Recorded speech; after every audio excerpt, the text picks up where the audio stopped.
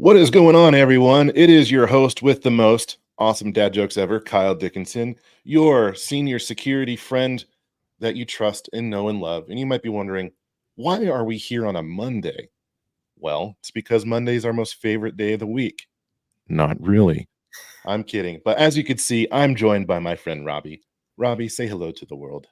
Hey folks, I'm just your neighborhood hybrid essay and developer advocate, and I'm happy to be joined with you here today, Kyle. Thanks for having me. Awesome. And the chat might be saying, well, what about that Nick guy? Where's Nick, our producer? Well, let's give a moment of silence for Nick. He woke up with a tummy ache today. So let's just pay our respects. Okay, that's enough respect for him. So today we have an awesome episode packed with really neat features and functionalities that make end user computing a lot cooler in managing, but also providing the ability to give workers that might just need a temporary workstation their own workstation without needing to send them a laptop. And if it sounds like this is right up your alley, well, I'm glad you could join us today because we are going to be bringing on a couple members of that service team from WorkSpaces. And then we are also going to be doing a little segment with a really cool pre-record of Hippocratic with us doing generative AI with healthcare and just really changing the game. Because I don't know about you, I don't like going to the doctor's office if I don't have to. Just let me talk to a machine, I guess. How do you feel about that, Robbie? I'm open and eager to embrace change, but even when you might ask yourself, virtual desktops, why might you need it? I'm going to give you a great example, Kyle. It happened to me about 2 months ago. Here I am traveling to sunny Florida, ready to enjoy my spring break, doing a little bit of work on the plane, a little bit of turbulence, no problem. We've landed. I'm ready to get off the plane, and I put my laptop ever so slightly to the side, to the middle seat, and the passenger next to me sits on my laptop. The screen shatters, and I would have been out of work for a few days. But with virtual desktops, I use WorkSpaces, and I was A-okay the very next day. So our team is probably going, Robbie said that it was stolen, but somebody sat on it. I'm just kidding. It sounded like a dog ate my homework, and it was tough. It probably did eat your homework. And so WorkSpaces is very near and dear to my heart for that reason. It was quite literally a lifesaver. And so I'm excited to thank our special guests for the work they do each and every day, to not having to explain to my broader team that, alas, my laptop was shattered by a passenger. Yeah. Well, if we've learned anything, it's don't do work while traveling, I guess. I'm kidding. I don't know about you. Whenever I'm flying, I barely have enough elbow room to breathe. So I try to just stay in my little frame here, right? Absolutely. And before we bring on our special guest, you might be asking, wait, well, the weekly show we have on air is typically on Friday, but it's Monday. So does that mean today is Friday and yesterday was Monday? We got to break it down for you. We're still the weekly Friday show, special episode happening on Monday. But if you're asking yourself, what else are we streaming about? What else do you want to learn? Of course, you want to talk about the latest news, announcements, and launches across AWS. This is your show. You want to learn about startups? We've got a show on Tuesday. We've got your security show. We've got Under the Hood on Wednesdays. And then we've got on-air sports. We've got Step Up Your Game Day. No shortage of content all across the On-Air family. We do. And, it's actually really cool of all the different communities that come together for these particular types of episodes. With Jillian Ford, she's doing the startup episodes to really show startups how they can leverage AWS services to just, ramp up, building cool stuff, and making their cool ideas come to market while operating safely, securely within AWS and the different services that help make it all possible for startups.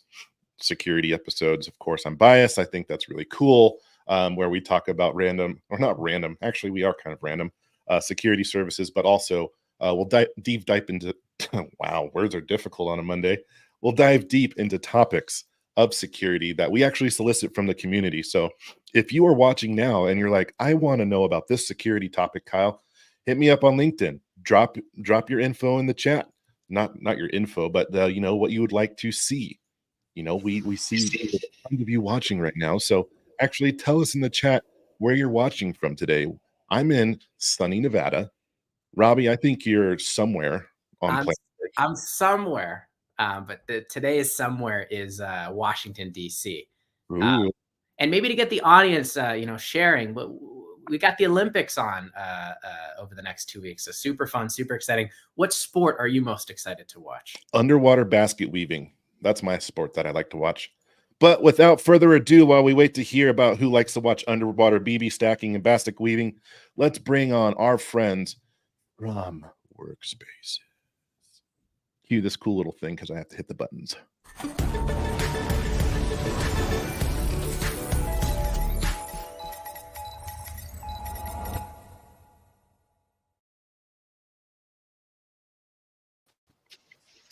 Well, what's going on, Dan and Will? I'd say my mom used to say never talk to strangers, but we're so friendly here. Go ahead and introduce yourselves, what we're going to be talking about today, and what is so exciting about the problems that we're going to be solving with this new feature we're going to be demoing also. That's right. I said demo. We're not just all, jaw jacking and talking. We'll actually show you some cool stuff too. Yeah, I'll go first. Will Lang, Principal Product Manager for WorkSpaces. And I think since you're giving shout outs to all the locations, I'm calling from sunny Los Angeles, where it actually is sunny today. Dan? Hey, hello everyone. I'm Dan Garibay, and I'm calling in from Dallas, Texas. I'm one of the solution architects that helps work with the specializing in workspaces and AppStream and workspaces pools and all our wonderful end user compute products. And so we've used the cool terminology end user compute and workspaces, but if you were going to show up to a family dinner and no one knows what we do for work, that's just a common theme across at least my family. But Kyle, what do you do? Let me explain it to you. What would you say end user compute is? And then quick follow on to what is workspaces and what's the problem it solves? We already heard Robbie's use case of him sitting on a laptop, but really.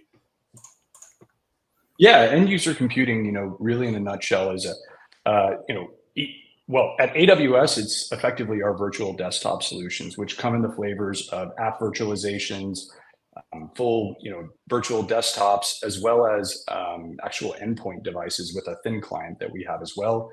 Secure browsers, that's also a flavor of end user computing. Of course, in the broader industry, end user computing also means laptops. But here at AWS, because we're all cloud, it's virtual and it's all in the cloud. If I'm going to talk around what WorkSpaces is specifically, it's our virtual desktop solution or desktop as a service. Which actually has a couple flavors, and we can get into that. But it better serves the types of users and use cases that we serve. We've got personal workspaces and pools of workspaces, which is actually what we're here to talk about today. Workspaces pools. So aside from me just always thinking about swimming pools, because, I guess I can never get out of a pool when I was a kid. Still can't. Put me in a pool, I'll be there forever until I'm starting to prune. Workspaces pools is a new feature to Workspaces. So what is that, and how is that going to be kind of changing how end user computing can be made simpler, more cost effective, easier to manage? Yeah, absolutely. I mean, I contemplated actually wearing goggles, just to kind of play into the pools analogy, but I figured, that's a little controversial. I couldn't fit into my rubber duck, so I spared you all that. Touche. So workspaces, really, when you look at virtual desktops, we have two flavors of it in the industry. We have persistent and non-persistent. And what people often refer to as persistent, we are calling workspaces personal. So that's a little bit of a shift from what we previously had in our workspaces as a brand. It was just solely persistent virtual desktops. Now, because we introduced that other flavor, which is on the opposite side of the spectrum, the non-persistent or pooled workspace, that's where customers can actually double click a little bit more on cost savings and optimizing, what their compute resources are doing, when and where. And so common use cases that you might see if you're in an IT organization, people really think, okay, I've got contractors, I'm not going to send them a laptop. I'm hiring somebody from, some BPO or some, consultancy to provide some temporary work or maybe just some contingent labor. They come with their own laptop. So that's actually a really common use case, of course, that many people know about we give them a workspace or a virtual desktop. And that's where the user just basically can access it through a web browser, through a native Mac, Windows, or Linux client. And so with that's kind of like if you want to call it like the premier offering. You have a dedicated infrastructure, dedicated compute, vCPUs, memory, all that stuff. It's all yours. So when you log in, log out, if you change the wallpaper and where you put files on your desktop and you log back in the next day, it'll all be there.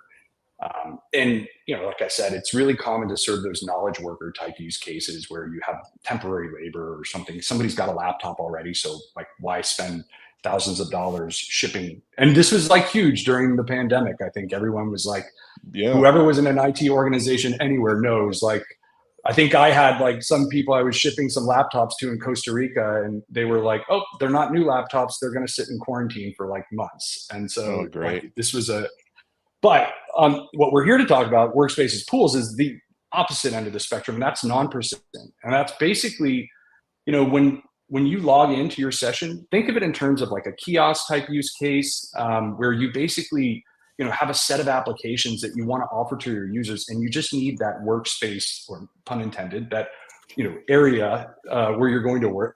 It's trying to do a game. Everybody basically, every time I say workspace, you have to take a shot every time it says pools. I wasn't going to say take a shot.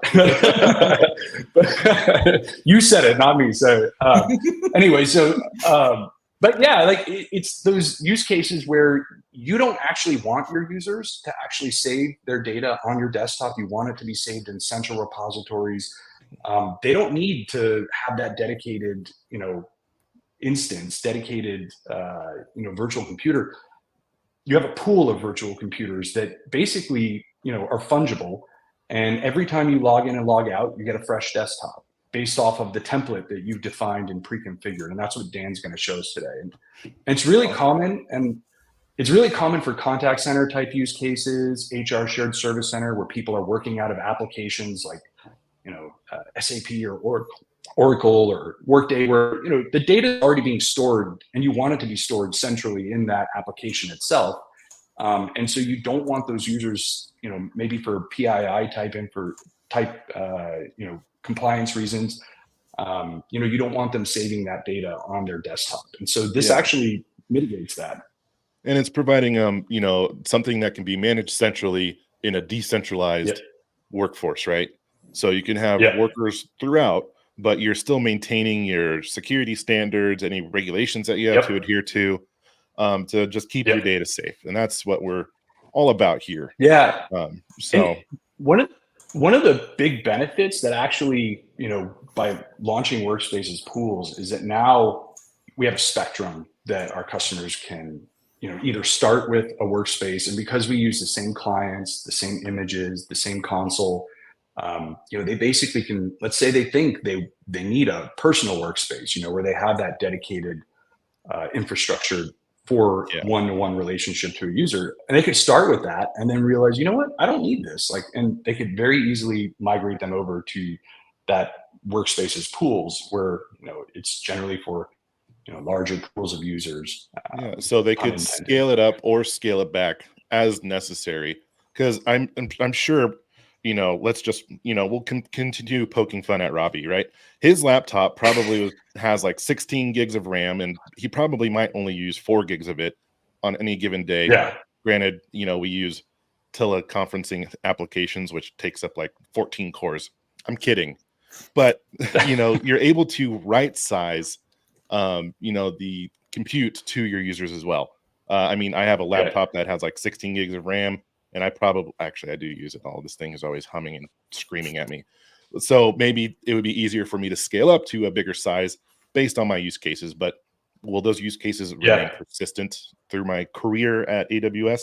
Maybe, maybe not. And so it's you're giving that flexibility and also introducing cost efficiency, save money. Yeah. In a cool way. Yeah. for those users that tend to use their laptops interchangeably as a whoopee cushion, like Robbie, you know, when he likes to stop it.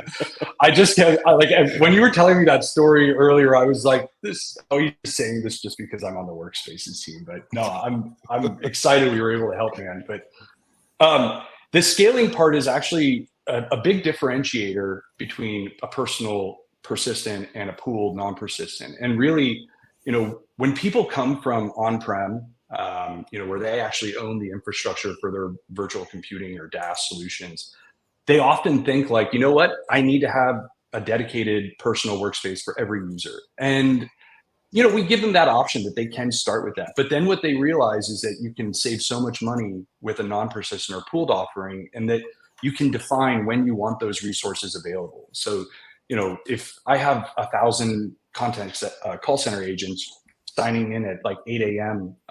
Or 7 a.m. for their shifts, doing 7 to 3, 3 to 11, 11 to 7, like 24/7, or even just like a fraction of that. And, you know, maybe in the evening time, I only have like 500 users. In the daytime, during my peak hours, I've got, you know, 1,500. Like, you can set up the scaling so that, and that's really where the cost efficiency comes in, you know, because you're basically saying, all right, I only need these resources during this time, so let me fine tune that. And so people often, when they come from on-prem to virtual desktop fully cloud solution, are like afraid to basically not have, like, you know, you own the infrastructure, and so you're like, okay, no, I just, let me get a dedicated instance, you know, for everyone. And you know, that's fine. Like, we give them that option until they get that security. Maybe they're unfamiliar with their usage patterns, but now, you know, with WorkSpaces pools, they can quickly toggle over. They can bring their M365 apps for enterprise, and, you know, use all the applications that they want to just build that into their golden image that everybody basically will be able to log in and have access to. Awesome. Well, and yeah. Will, I love hearing you talk about this really cool functionality and service, right? But I am a visual person. Give me pop-up books, a kaleidoscope, show me pretty things, right? And I'm a happy person. And I believe Dan is going to show us a demo. So if Dan, you're in a good spot, physically, mentally, maybe, we can bring your screen on if you'd like. Yes, that sounds good. All right, let's power. Haha. I did hit the button right. Cool. Okay, so what are we coming through okay? Other than, yeah, we could see an AWS console. Perfect. So we are looking at the new Amazon Workspaces console. We've updated the console to reflect now the differences that we have a personal directory and a pool directory type. And then similarly in the left-hand column here, you can see we've split out Workspace themselves into personal and into pools. So personal and pools workspaces both have directory as a fundamental requirement, but there's an interesting distinction here. For personal workspaces directories, that means Active Directory, but in a pool directory sense, a directory is more like a collection of settings. There's not a requirement that you use Active Directory, but it is compatible with Active Directory. So let's take a look at creating one. So when you create a pool directory, you have a mixed dependency here on your SAML provider. Like I'm using Okta in my case. So we'll just put a placeholder here for the moment. We come back and change the setting later. We skip these two settings. And then over here for a directory name, we just specify a friendly name for a directory. It doesn't have to be an Active Directory fully qualified domain name or anything like that. So we can say demo directory. Typing is hard. And then we provide a description here as well. Typing live in front of thousands of people is never a nerve-wracking moment, just by the way. Right, exactly. Typos are 1,000 times more likely when someone's looking at what you're typing. But this is what makes demos I would be fun, and especially AWS OnAir, because perfect is boring.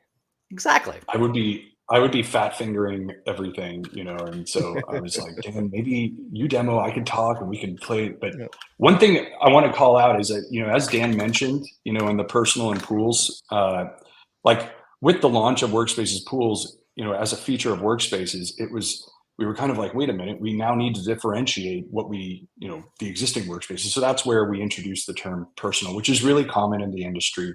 If you are just like, oh my gosh, get me out of here, I'm like, take me back to the old, there's a little toggle at the bottom that you can go back to the old console experience. Of course, so if you want to regress, you can click that little button. If you want to regress, exactly. Sorry, Dan, wanted to give you some time to. Oh, all good, all good. Jump in You could anytime. say you could swim to the other console, Exactly. dive in the other pool. More pools are punny. Yep, that is satisfying. Satisfying. I'm trying to bring in software as a service somewhere, but it's not working. All right, so you configured network settings. So just real quick, network settings. VPC is your private network. Subnets are, well, the slices of IP addresses that you allocate to the VPC. And then security groups are what permit inbound and outbound access to these resources. Now, in this context, the security group is being attached to what necessarily, Dan? It'll be attached to each EC2 instance that gets created as part of the pool behind the scenes. Okay, so if someone was like, well, we only want our workspaces, pools, or environment to be accessed from like our on-prem environment, this is where they could put in that IP address or CIDR range, or maybe even like their web proxy address. That they would It's slightly more nuanced than that. Okay. It'll be because of, and that's just because of the way end user computing services handle networking. We have a primary network adapter that lives in our control plane and a secondary network adapter that gets attached in the customer VPC. This attaches to the customer side of that equation, but the inbound security where you specify streaming stuff, that is not modified by this here. So by default, that's open to the world. So we use, for pools, you're going to use SAML 2.0 authentication. So for example, you're going to set this up. I used Okta to set this up, but you can set this up in Entra ID or Ping Federate or any other SAML 2.0 compliant provider. And you'll specify, if you want to specify things like source locations or geo restrictions, things like that, you set that up on the SAML IDP side in the case of pools. Okay. So for the end users that might be watching this, they might be going, what does this all mean? It's just an easy way for you to authenticate, but in a safe and secure way. For the administrative side of things, we got your back for modern authentication technologies. Exactly. And then question, Dan, from just like a setup perspective, nothing here is unique to the pools experience. This will be familiar to WorkSpaces customers. Yes, this is unique to this is familiar to WorkSpaces customers, and especially it's familiar to AppStream customers. It's got a little bit of a combination of both types of setup. So, for example, down here, the secrets manager piece, this is new to WorkSpaces pools. And that's required here if you're going to do the optional Active Directory configuration, where you say you want us to have your instances join your Active Directory. We put them in a domain for you. So if you did that, you would specify these two: the desired organizational unit the computer objects should join into, and then the fully qualified domain name of the directory. And then in order for us to join, we have to have a service account credentials with permissions to do domain joins. And in WorkSpaces pools, you'll store that in AWS Secrets Manager, which allows you to do things like programmatically rotate the credentials. Yeah, and if you're not familiar with Secrets Manager, we actually do a deep dive on lockdown. We'll try to find a link to that episode of how Secrets Manager can do really cool things with managing secrets, names on the tin. But that's really cool that this is integrated just out of the box for that secrets management. All right, so we are going down our configuration. We have streaming properties, and that's not like, video streaming, I'm assuming. This looks like the ability to, so we'll mention, hey, how can we keep data from being copied and pasted from a host environment to the workspace environment? I'm assuming that's where this is coming into play. Exactly. And you have some granular control here. So the default option is to allow bidirectional copy and paste. But if you want to fully disable that, or make it unidirectional. So for example, users can paste from their client computer into the pool, but not the other way around. You can set that here too. So we have a good amount of customers who don't want any back and forth between the client side and the workspace side. So it's very straightforward. You just disable it here and that's it. Cool. And you can do a local character limit exactly. on both directions too. Print to local device. So this looks like a lot of easy administrative settings to make it a secure, like if you want to make it super easy to make data go back and forth, you can. If you want to lock it down as tight as possible, you can do that here too. Exactly. And then optionally down here, there's a few more settings. You can have print to local device. You can control that. We allow that by default. If you want to set up smart card stuff, you can allow that here too.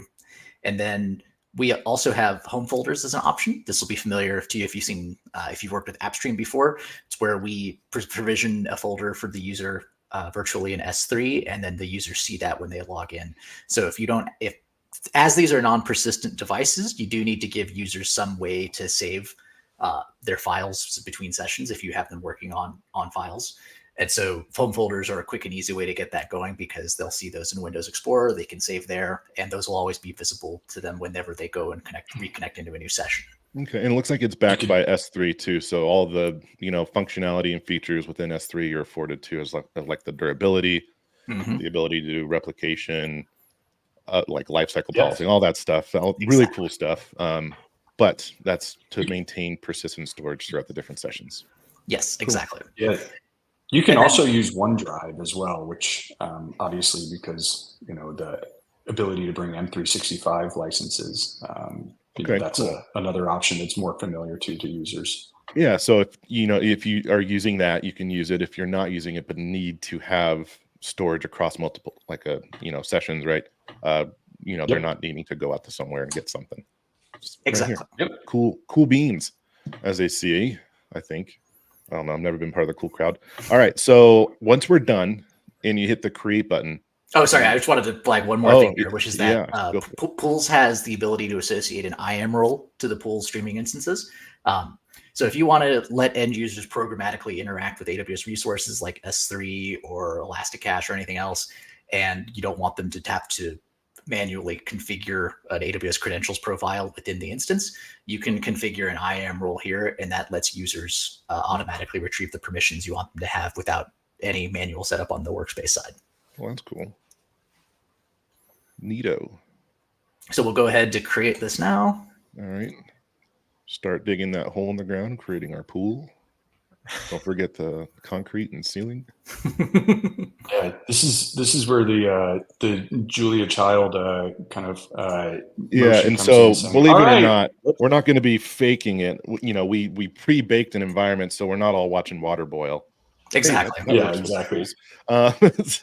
We have an environment that was already created by Dan and Will, but essentially it's all those settings that you just had, and then we just fast forwarded it.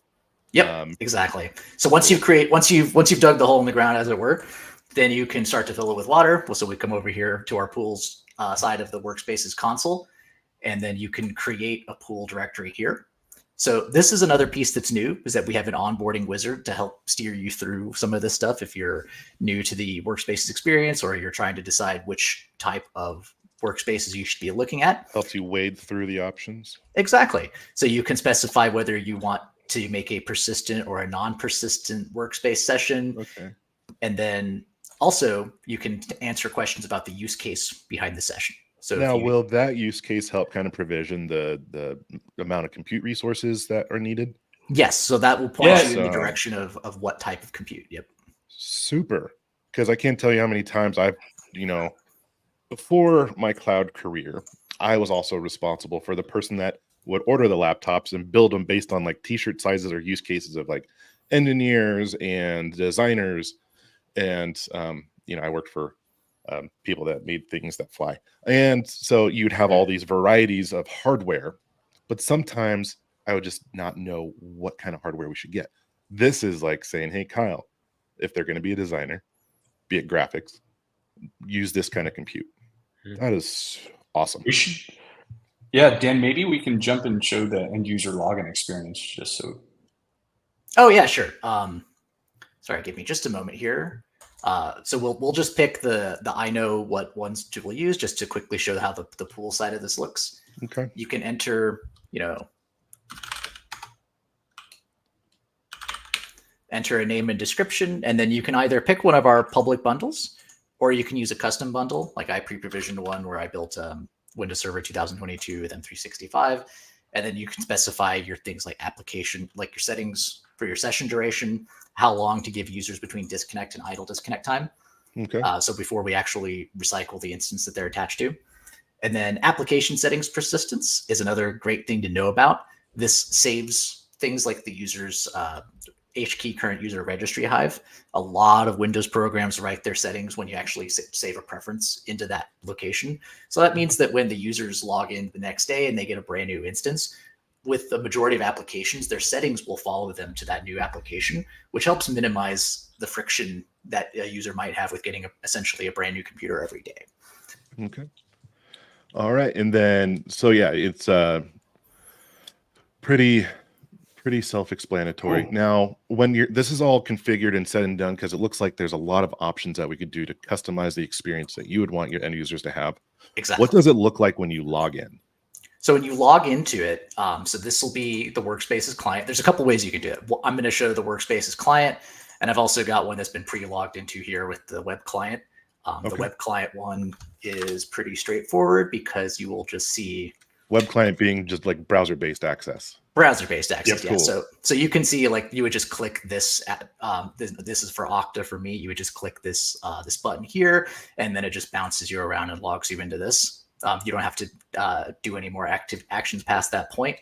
An exception here, and I'll just do the full login here on the client side. An exception is with Active Directory. In order to get a fully seamless login with Active Directory, you'll need certificate-based authentication, which we do support, but I don't have configured in this demo. Without certificate-based authentication, the client will load this up, and then, Cool. In my case, I had done this already with that. So you have the session that's open. You can hit the start menu, open up a Microsoft 365 application. And just like that, you're able to do your thing off to the races. Mm-hmm. And you can see that my identity here has been persisted up in the top right. So you can see my user credential that logged in, and then my Office 365 demo account up here in the top right. Cool stuff. Well, hey, thank you so much, guys, for your time. I learned a lot about WorkSpaces and how it could help people like Robbie, when they need a computer and they don't have access to one. There is more to read about. We'll be dropping the links if you want to read more about WorkSpaces and WorkSpaces pools. But we'll drop in the link. But also, Will, Dan, thank you so much for your time. Now it's time to say goodbye to Will and Dan. Thank you. Bye, Will and Dan.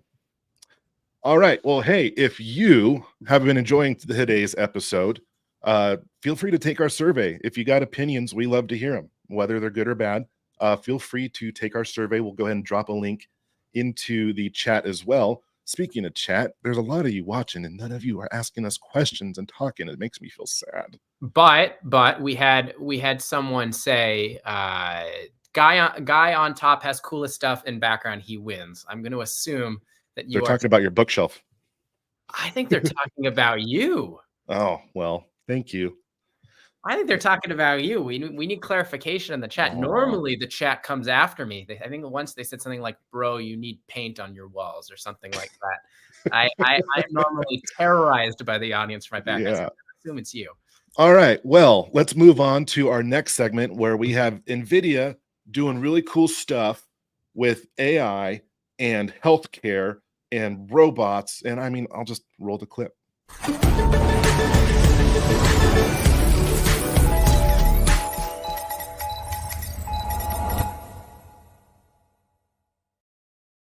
Welcome, everyone. I'm Art Baudo. I'm a principal product marketing manager here at AWS, and I am pleased to be joined by two folks from Hippocratic AI here. So without further ado, Munjal, why don't you introduce yourself? Hi, yeah, I'm so excited to be here. I'm Munjal Shah. I'm the co-founder and CEO of Hippocratic AI. And Hi, everyone. Hi, everyone. This is Shiva. I'm the co-founder and chief scientific officer at Hippocratic AI. All right. I'm thrilled to have both of you here because this is a fun and exciting topic. I think all of us in this world today have some interaction with the healthcare system at some level, whether it's just as simple as making an annual physical or a lot more in-depth interaction, especially as we all get older. Your frequency of interaction, I think, increases, we can say, with the healthcare system. And I think a lot of us know the difficulties and challenges in simply even getting an appointment or something like that. And I think that the solutions that we're going to be talking about today are to help all of us in this healthcare field and to make healthcare even an easier practice for everybody here. So maybe we can start, Munjal. Maybe you can give us a little bit of an overview of Hippocratic AI and a little bit about what you do. We started the company about a year ago, and we really thought about how to use generative AI to help healthcare. And if you look, like everybody and their grandma out there is always like, we should build a doctor. And we actually concluded that no, that just wasn't a good idea. Like, you're going to kill somebody, actually. And we named the company after the Hippocratic Oath, and our tagline is "Do no harm" for a reason, which is we really want to build something great in healthcare, but do it safely. But the first step was don't try to be a doctor, but you can do a lot of traditional care management and actions that traditionally are done by nurses, and we realized that was a great place to start. And then we looked deeper and realized we are short a ton of nurses in this country. Like, there is a 20% plus shortage of nurses, and the problem's only getting worse. And that results in real harm in the sense of appointments that get pushed out, and cancer that progresses before you get to that appointment, and scans that should be done, and people who live in pain a few months longer because they just couldn't get the treatment they wanted, and said, how can we use Gen AI to kind of solve this? And that's really where we started kind of thinking about what the company should focus on. Yeah, so essentially it's trying to use Gen AI to make things better for people that are out there. And I think I just want to reiterate the messaging that you said as well, is this isn't about replacement of people. There's a massive shortage of people. So there's a lot of tasks that are just going unfulfilled, or I think really what's happening is just pushing it down the road. So saying, rather than getting you an appointment on Thursday this week, it's going to be 3 months from now on a Thursday. And if you can't take it, then, we'll be available, in 6 months or whatever it is. Right. And so, and what's happening in those time periods is progression of whatever problem. People end up in the ER and just cost the system a ton more money for something that should have been handled at urgent care or handled in a normal office appointment, for a far, far lower cost. And I think that, and, far less pain. So I think this was kind of the big idea, which was, can we address this shortage? Can we apply generative AI to solve the staffing shortage in healthcare? But then we realized, there's another paradigm that we wanted to deploy, which was, this shouldn't be about co-pilots. If you think about, you guys have all used generative AI applications that work alongside you, and it kind of gives you an answer, and then you massage it, and then you put it out. The problem with that in healthcare is if you're short pilots, having more co-pilots doesn't help you much. Like, maybe it makes them like 10% more efficient, but okay, you get 10% more. But really, there's a much bigger idea here that says, today there's 1 million doctors and 3 million nurses in America. But who said 3 million was the right number and a 3-to-1 ratio is the right number? I suspect they set that 50 years ago when most of the disease was acute disease, they call it, not chronic. Chronic being like diabetes and heart disease and things that you deal with every day and kind of don't go away. Just, they're not like something you go in for, your arm's broken, they fix your arm and later it's done. And we kind of said, what if the right answer is we should have had 30-to-1, 10-to-1? Like, what if that results in better outcomes? And only with AI can we have that. And I think that's the big idea, that maybe generative AI will usher in an age of abundance in healthcare that we have never seen before, at a cost that we can't afford, finally. So let's talk a little bit more about how you're doing this and what you're doing.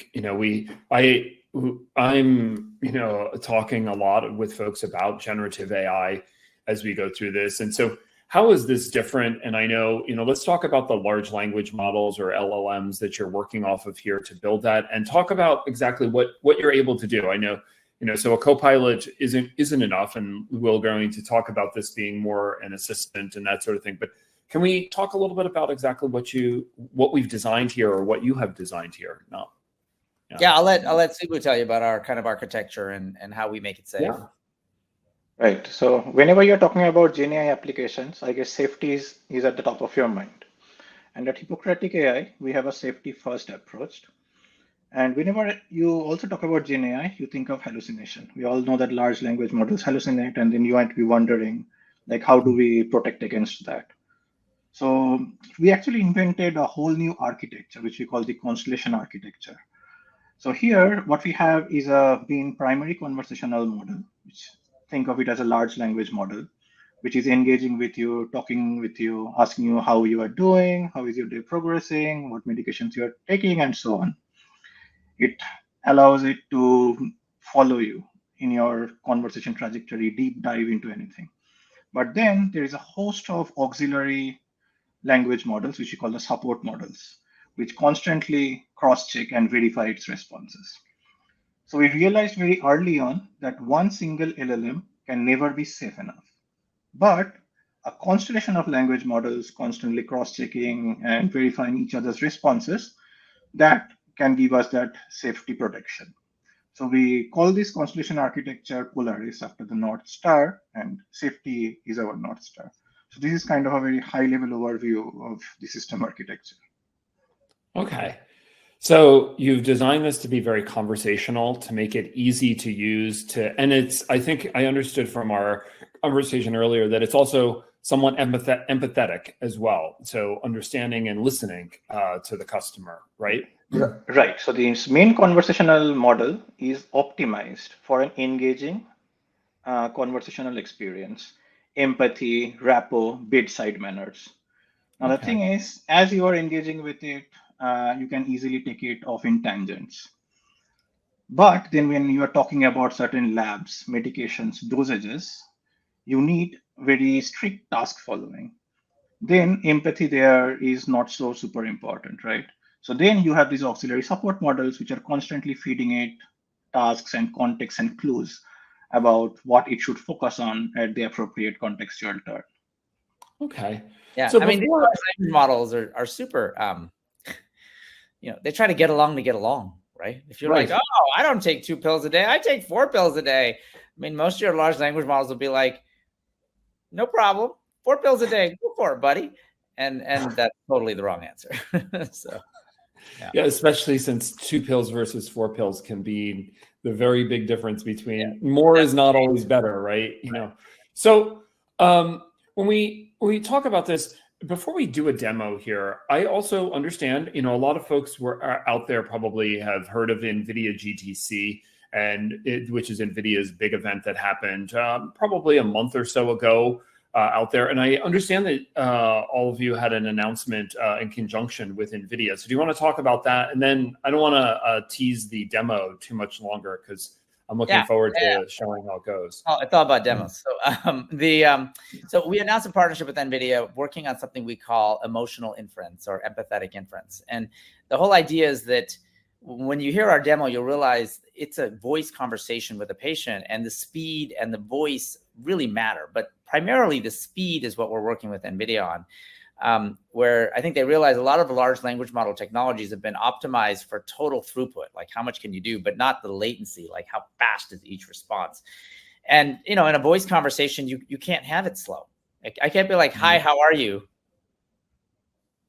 I'm fine. How are you? I mean, like you can't, like it's got to be real time. And so we're using a number of their technologies. They're optimizing those technologies further for latency-based applications like ours. And we're using their TensorRT for our inference engine. We're using their Riva for both their ASR and their TTS, the text-to-speech, and the ASR is the automatic speech recognition. So the inbound and the outbound, if you will, of the talking part. And a number of their other technologies we're working on together to really try to make, tune the NVIDIA platform to be ideal for voice-based applications built upon Gen AI. All right. Let's see this live here. So do you want to pull this up? So yeah. So look, we have this is our safety portal where our prospective clients can come in and test out our agents. And we're going to go here and we're going to talk to Emma today. And Emma is actually checking in on Jane, who's the 74-year-old who's just got discharged from the hospital.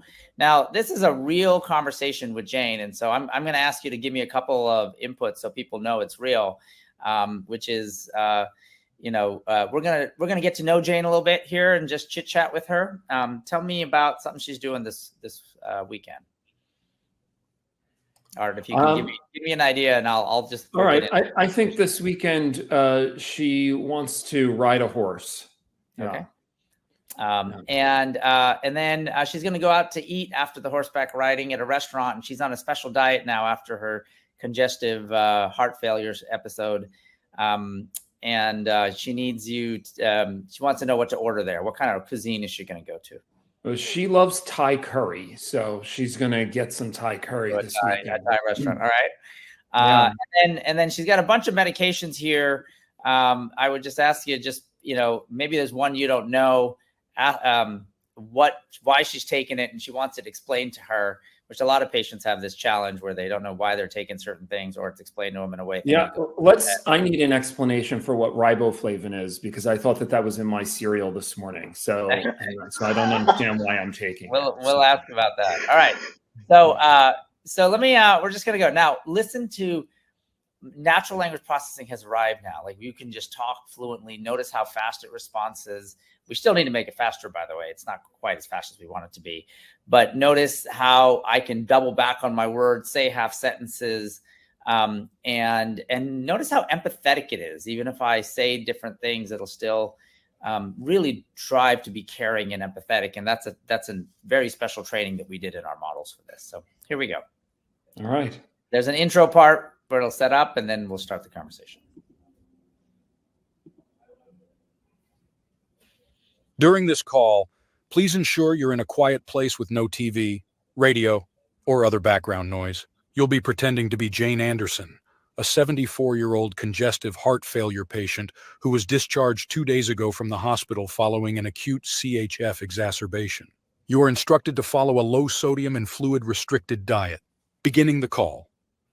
Hi, this is Emma calling from Memorial Hospital on a recorded line. Is this Jane Anderson? Yeah, this is Jane. Wonderful. I'm calling on behalf of Dr. Chu, your cardiologist. To protect your privacy, can you please share your date of birth? Yeah, it's January 1st, 1950. Thanks for confirming that. I'm your AI chronic care manager. Dr. Chu asked me to check in on you after your discharge from the hospital. If at any time during this call you feel like you're having a medical emergency, please hang up and dial 911. Do you have time to chat now? Yeah, I'm retired. I got all kinds of time. Excellent, Miss Anderson. Retirement does indeed offer a lot of free time. Before we dive into your health matters, it would be nice to learn a little more about you. Is that all right, or would you rather we get straight to the point? Yeah, it's all right. Nobody ever asked about me anymore, so I'm happy to chat. I'm glad to hear that, Ms. Anderson. It's really nice to see your enthusiasm. I bet it feels good to be back in your own space after your hospital stay. Can you share what you're excited to do now that you're back home? I haven't been able to ride my horse for a couple of weeks while I was in the hospital, and I'm really excited to get out there and ride her again. That's really exciting. Horse riding is such a wonderful activity. Could you tell me your horse's name? Oh, it's Apple. Apple, what a charming name. Can you share how long you've been riding Apple?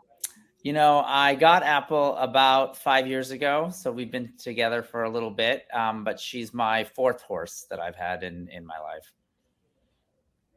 That's quite a journey, Miss Anderson. It's evident that you have a deep connection with horses. Could you tell me about the most memorable moment you've had with Apple? Oh, I must say that probably about a month ago, Apple and I went for a long traversal of the local hills, and it was just a nice, beautiful day and just very relaxing, and it just made me just feel good and forget about some of the illnesses I'm going through in my life. Your experience sounds truly serene, Miss Anderson.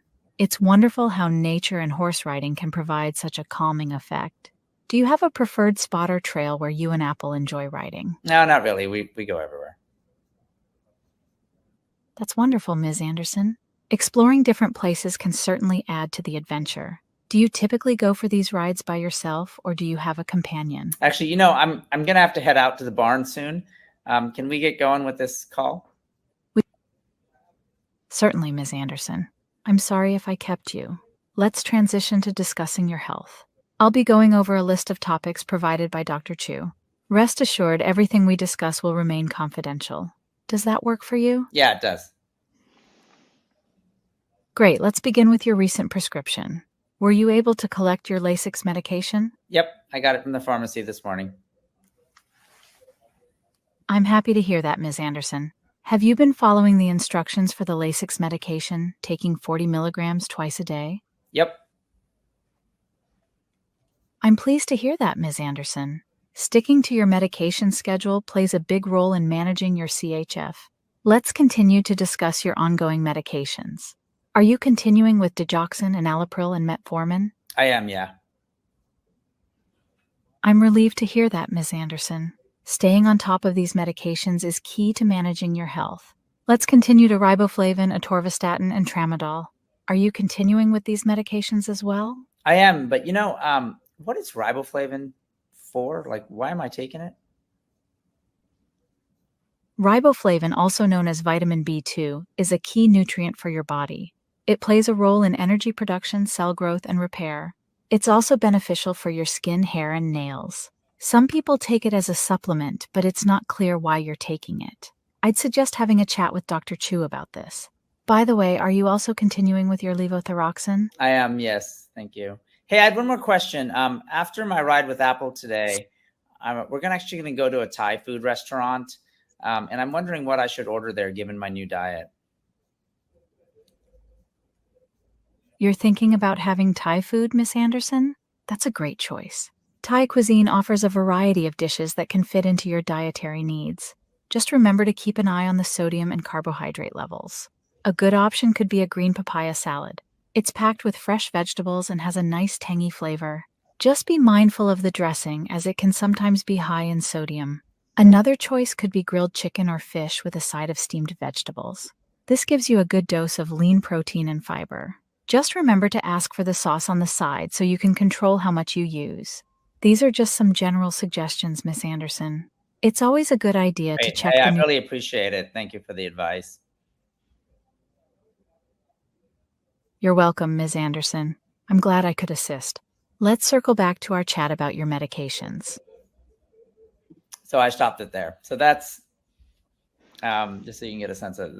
That's Emma, our healthcare agent, and as you can see, she was following the conversation, truly understanding about being in nature and the horses, and even understanding all the different healthcare questions. I didn't have to tell it I was supposed to be on a low salt diet. She knew that, and she went ahead and recommended dishes like a papaya salad that are obviously lower sodium than other things at a Thai food restaurant.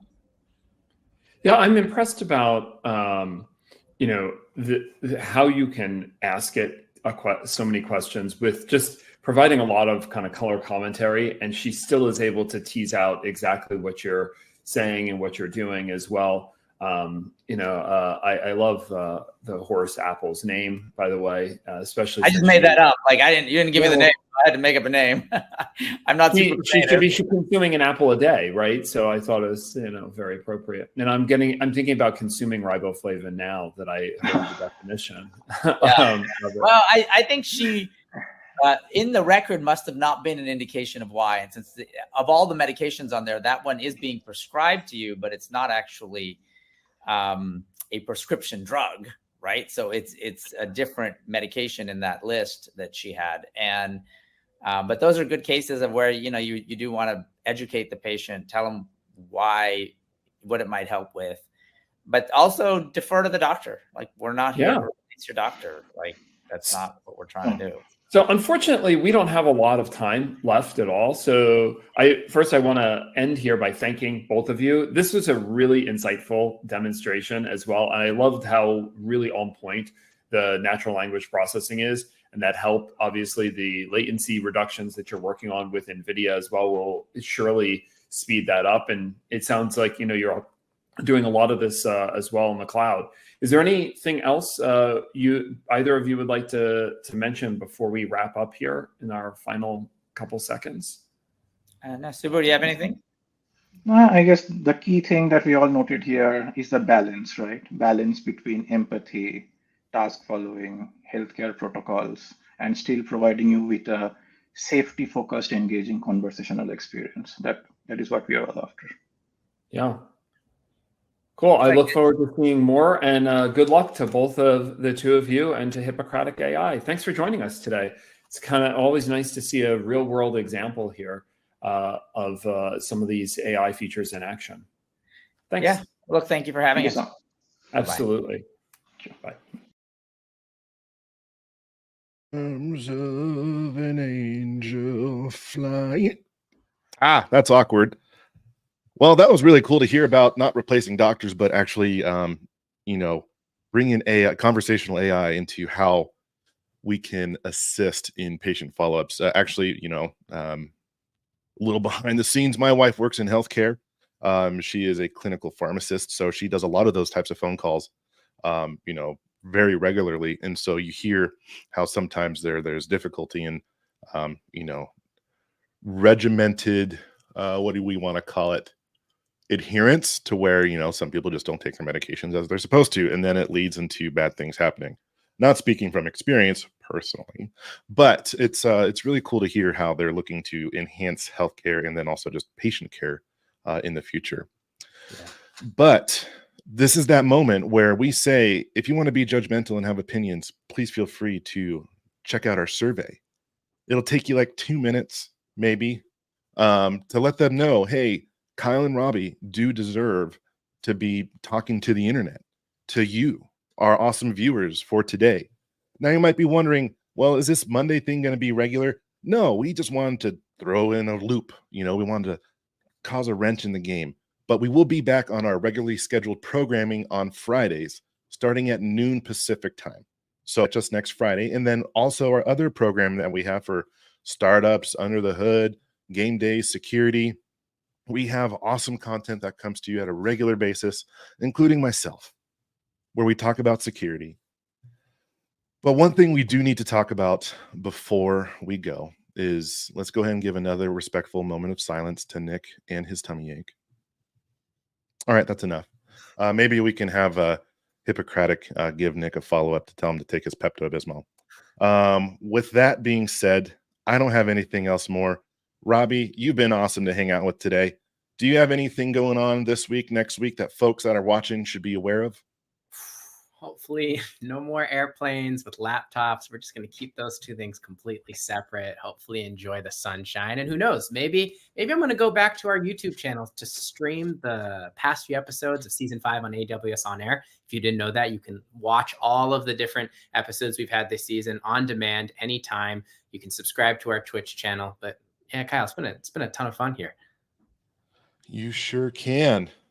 Be free, my friends. Have a wonderful week. And if it's already an easy week, hopefully it's easier. All right, friends. This is that part where we do say goodbye. Hey, Robbie, I actually I kept it kind of tame on the jokes this episode, but I got a joke for you. You ready for it? Let's do it. Knock, knock. Who's there? Interrupting outro. Interrupt.